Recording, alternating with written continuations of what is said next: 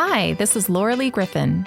And this is Nikki May with the Startist Society, inspiring you to stop getting in your own way and start building an art biz and life that you love. We are artists who believe strongly in the power of community, accountability, following your intuition, taking small, actionable steps, and breaking down the barriers of fear and procrastination that keep you stuck. Follow along with us on our creative business journey as we encourage you on yours.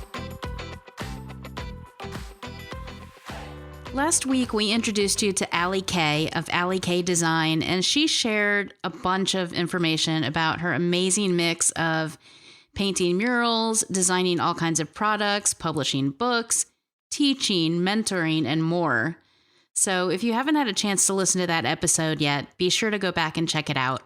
Today, she's back to share more of her juicy knowledge with us and give us her 5 best tips for getting started with murals.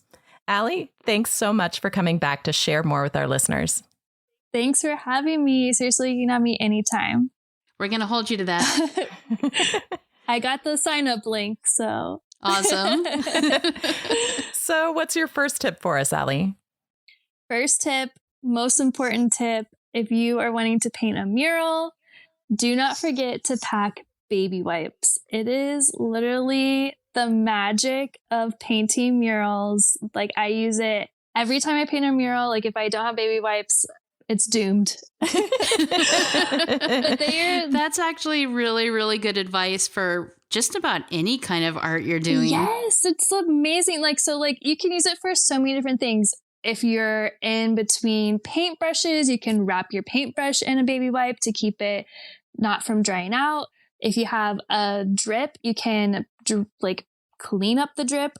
It comes off super easy. They are literally the magic erasers for mural painting. Get on your hands and you don't have a sink nearby, baby wipe. Get on your clothes, baby wipe. Do you have a brand that you like? Literally everything. So I'm just very particular.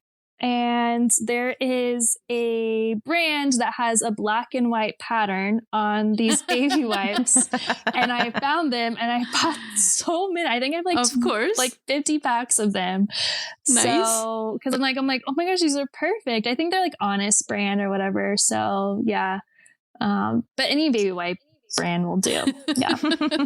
I probably should get the cheapest because it's it doesn't need to be organic or whatever, but they have to be on brand, Alli. They have to be on brand. I get so many compliments every time someone walks by. They're like, "Oh my gosh, even your wipes are on brand." I'm like, "Yes, they are." It's the little things. It's the little things. Okay, so what's your next tip? What's your second tip for us? So the second tip is working smarter. That is just managing with either getting an iPad. It is so helpful. All of these people that are not designing an iPad, my heart goes out to them because it's so much more time, but getting an iPad, using a projector, making sure that you are having multiple different brushes with different widths. It's super important. So if you're chalking it out, I will do either paint or a paint pen. So finding a paint brush that is the same width as the paint pen is super helpful. You don't want to have a smart thinner paintbrush. Then you'd have to do 2 strokes. No, just work smarter. That's very smart. I hadn't thought about that. Yes. Okay, file that away for when I'm working on the bus. Yeah.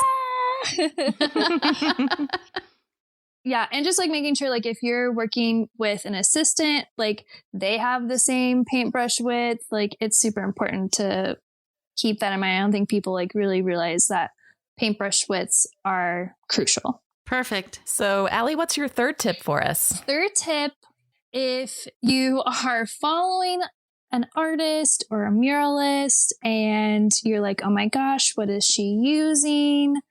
A good tip. And this is for any influencer or any social media account, before you ask them, do your research, look through comments. Maybe they've already answered it in the comment, or there is a 90% chance that there is a link in their bio. and you can click on that link and it will have all the answers to all your questions, supplies. So for example, like I have supplies, where my murals are located. My biggest thing is like what supplies are you using, and I need to have like a shirt or like it tattooed on my body of like link in bio. I don't mind people asking. Like I said, like I love helping and I love to answer like all those questions, but that one, it's just when you get it like 100 times when you're painting a mural, I'm like, okay, link in bio, link in bio, link in bio. But there's also like that thing of like finding it out yourself just gives you that extra grit and that extra just hustle to where like you're going to be a better artist for it.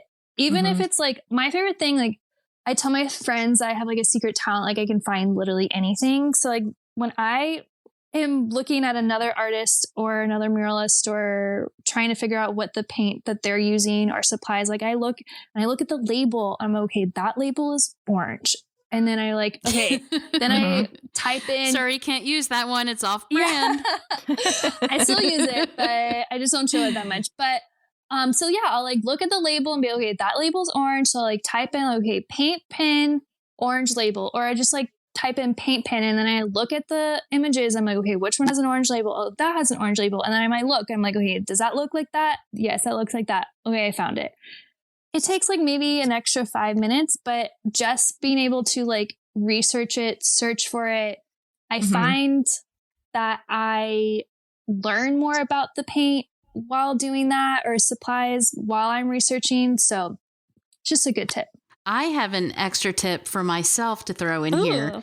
If you want to know what people are using, definitely check their website, check their social media, because they've likely compiled a list of affiliate links. So if you're going to use somebody else's knowledge on what they're using and you can throw a couple bucks their way by using their affiliate links, that's helpful. It is super helpful. I wish it was a couple bucks. It's more like 50 cents, but well, yeah, I mean, you know, but anything helps. Yeah. Depends how much you're ordering.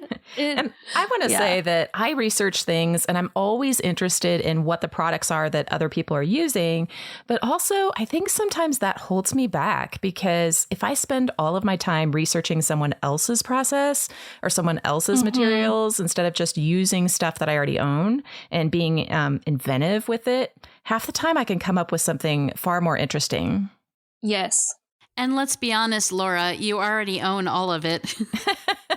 I do. Well, I'll see like a specific color and I'll be fascinated by that color of watercolor. So, for example, when I can totally create that for myself with the stuff that I already have. Yeah, definitely. And really like everyone's environment and like I might be using a certain materials for a certain wall, but like your wall is probably could be completely different. So it really just depends. Like I bring to every mural, I guess like this can be like 3.5, but I bring to every mural like so many different paint supplies, like multiple different paint pens, multiple different brands of paint pens, multiple different like water-based paint pens, acrylic base, oil base. Same with like my actual paint. I bring multiple different bases. And same with brushes. I have probably like 50 different brushes, all different sizes, because I just never know what the wall is going to tell me. Like that wall, I'm going to start and be like, oh yeah, that wall definitely can use this. I'll go. I'm like, nope, can't use this. Something's happening. Environment's not working. The paint that they used, I most of the time don't know what paint is as the base. So I just kind of have to like learn that while I get there. So yeah, I'm always just over prepared. Smart. Over preparing is a good thing. It's a smart thing. Yes. As long as you don't spend so much time preparing that you never get anything done. Thank you. Yes. I'm looking right at you, Laura. All right. So Alli, what's your fourth tip? So if you want to paint a mural, like just do it. Like paint one for yourself. You are probably looking at a wall that could be blank. Like that could be like your perfect canvas for a mural. It doesn't even have to be a wall. Like it can be a 8x4 piece of wood panel from Home Depot. Like there's really great, like my favorites are, I think they're 4x4 squares at Home Depot. Like Home Depot actually has like pre-cut wood that you can get. It's like my favorite section at Home Depot or Lowe's. So just like do it. Like you don't have to be hired. You don't have to be you don't have to have all this years of experience of painting. Like just do it. Like that's how my first mural was. It was for me. It was for us in my studio at the time. I had no knowledge. I literally was using like Sharpie, like not even oil-based Sharpie, just like a regular Sharpie. And I painted, I guess you can really even say painted, but just drew this mural up on this wall, posted it on Instagram. And then I got a comment saying like, oh my gosh, you do murals? I need a mural. I'm like, yeah, I do murals. Totally. I've done so many in my head. Yes. Yes. I've said it in the our big podcast episode, but I hate the phrase like fake it till you make it. Like we aren't fake artists. Like that's not a thing. So I much rather say like say yes and figure it out later. So that's exactly what I did. Like I said yes, I paint murals. Even though like the first mural that I did like wasn't even like a full out mural. But if you paint one mural, you're a muralist. I love that. Yes, for sure. So I said yes. And I was like, yep, I got this. Figured out supplies, figured out projections, getting it onto the wall, designing. Yeah, it was great. Awesome. All right, Alli, what is your final 5th tip for us? Final and 5th tip, and it's probably just as important as the first tip, but it is to charge by the square foot, not by the time. So murals definitely need to be charged by the space. Kind of look at your canvas, how much of that wall is going to be covered, and that's how much it can be anywhere from, I mean, it's really just depends on locations. Like I have people in California, they can charge like 50 a square foot. I haven't been able to charge 50 a square foot here in Dallas, but 35, 40 a square foot in Dallas is pretty standard.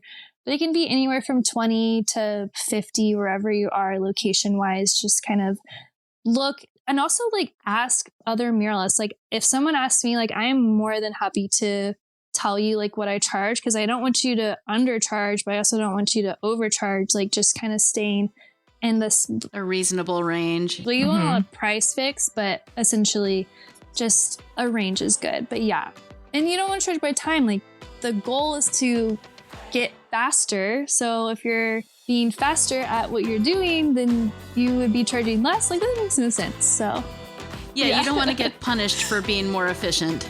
Yeah. That's some great advice. Alli, thanks so much for coming back and sharing your tips with us. Of course, anytime. Really, it's been so helpful.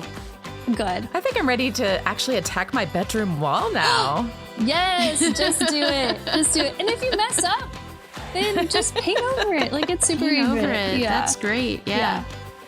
All right. So to get a downloadable PDF with Alli's tips and tricks for getting started with murals, visit startistsociety.com/mural tips. Thanks for listening, and we'll see you next week.